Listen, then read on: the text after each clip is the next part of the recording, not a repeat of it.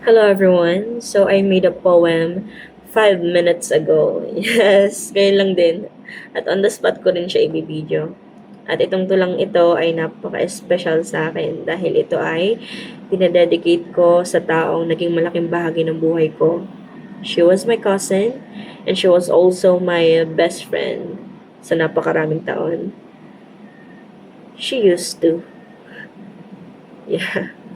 So if you're watching this is for you. Simula't sa pool, naniniwala ako sa definisyon ng walang hanggan, lalo na pagdating sa pagkakaroon ng kaibigan. Mayroon akong kaibigan, hindi lang basta kadugo, kundi itunuring kong kapatid at tahanan. Sa tahanang may orasan na hindi napapagod ang mga kamay, hindi tumitigil sa pag-ikot at mas lalong hindi nangangalay.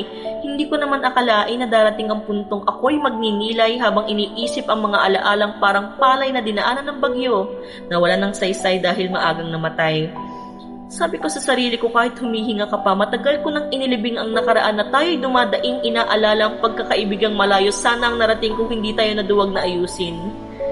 Inayos naman siguro natin, ngunit hindi sapat para abutin ang tuktok ng mga bituin gaya ng kasabihan, ang mga bagay na may lamat na mahirap na muling buuin. Ikaw ang taong kahati ko sa inidoro, ultimo pag dumidaig pa natin ng kambal na hindi mapaghiwalay.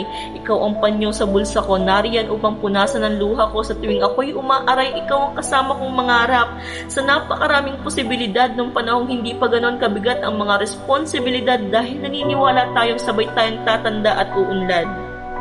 Sabay tayong magtatagumpay, yun ang sabi mo. Dalawa tayong nangarap pero ngayon mag-isa na lang ako, minumulto ng mga salitang binitawan mo.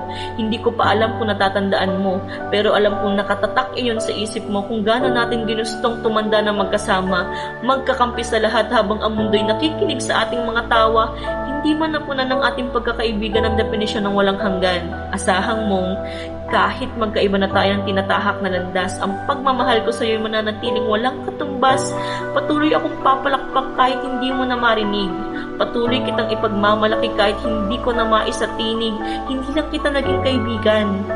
Masyadong mababaw ang salitang iyon para sukatin ang napagsamahan.